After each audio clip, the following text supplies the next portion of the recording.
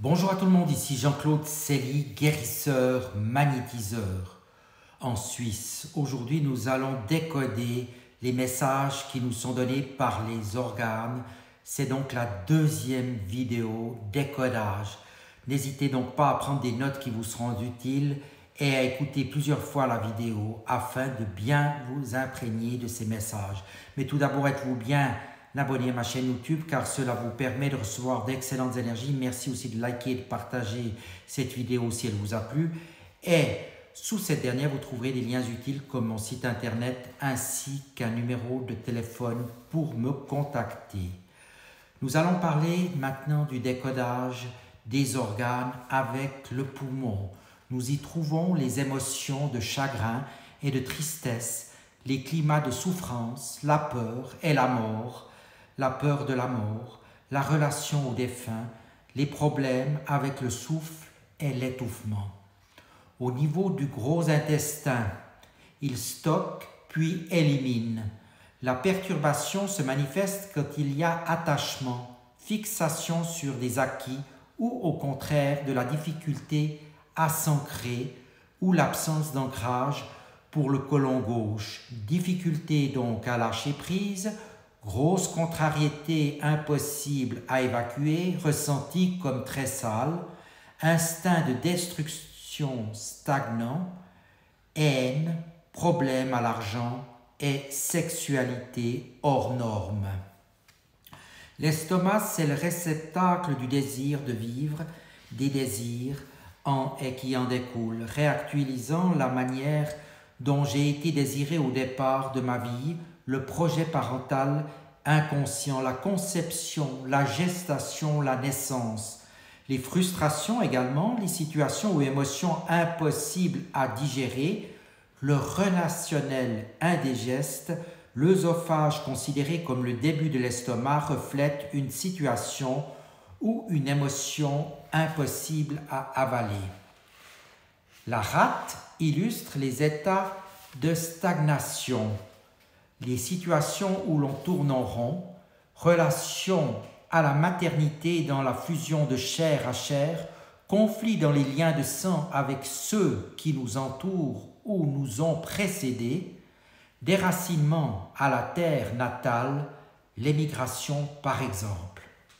Le pancréas nous donne des émotions refoulées comme la rancœur, la rancune, le dégoût, l'ignominie, le vécu d'un ressenti ignoble.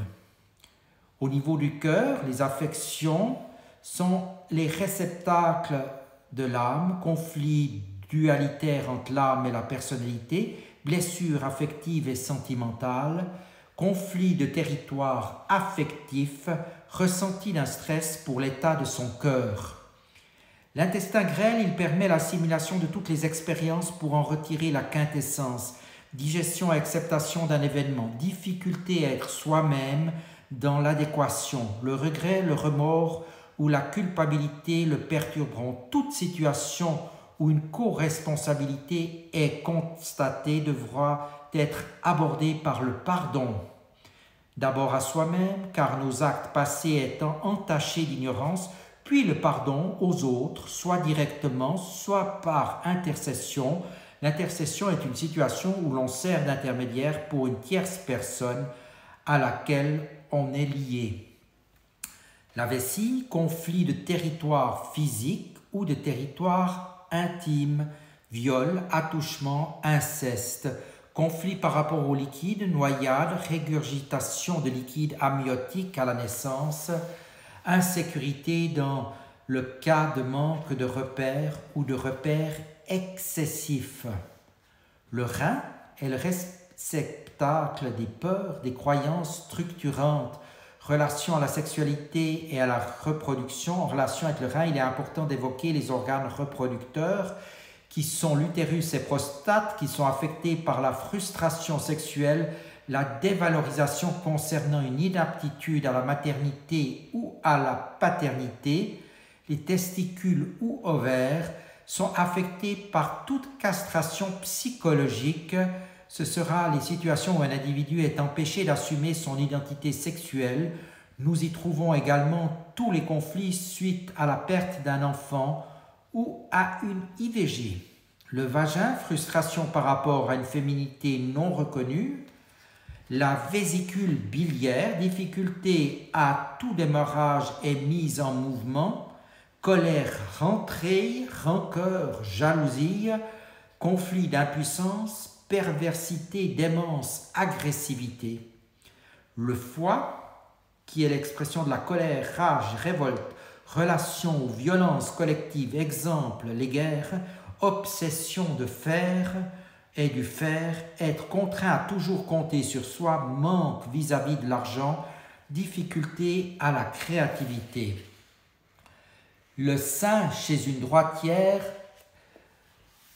sein gauche, conflit mère-enfant, sein droit, conflit femme-époux ou femme par rapport au masculin.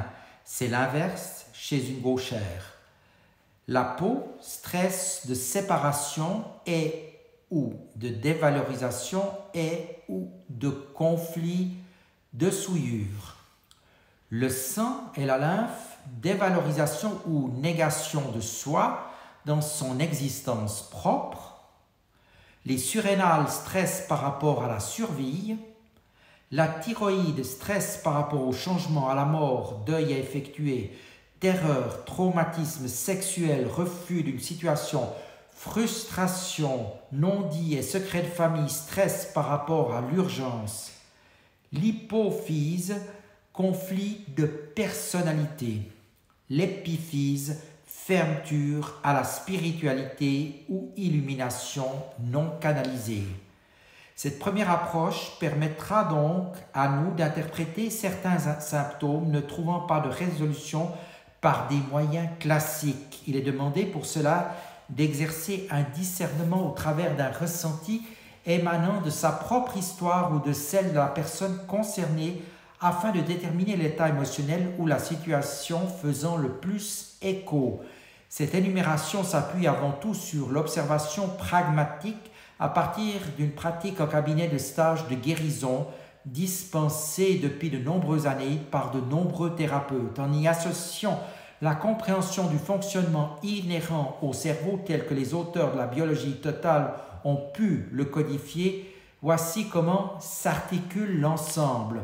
Le stress psycho-émotionnel est de deux natures, soit soudain, brutal, violent, inattendu, ainsi perçu par nos organes de sens, il provoque au niveau du cerveau une surtension générant ce qu'on appelle un court-circuit neuronal qui déconnecte le cerveau de l'organe en rapport avec l'émotion accompagnant la situation stressante, soit d'une intensité moindre mais néanmoins réelle et vécue dans le long terme ou bien d'une manière insidieuse.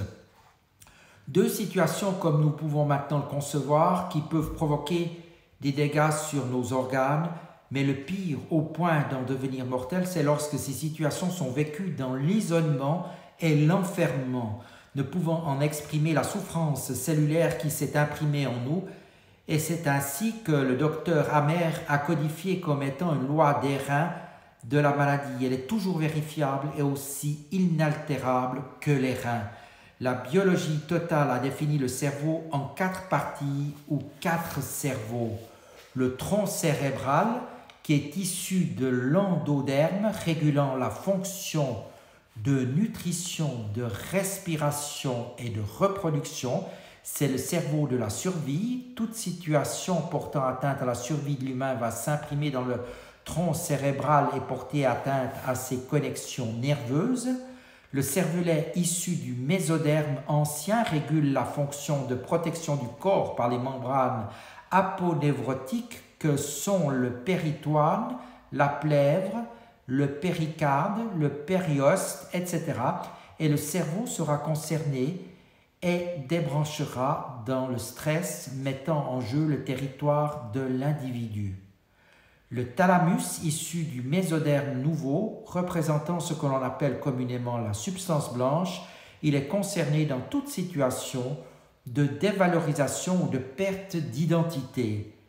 Et enfin, le cortex, issu de l'ectoderme, représentant la matière grise, est concerné par le stress vécu par rapport au monde extérieur ou à la fonction sociale.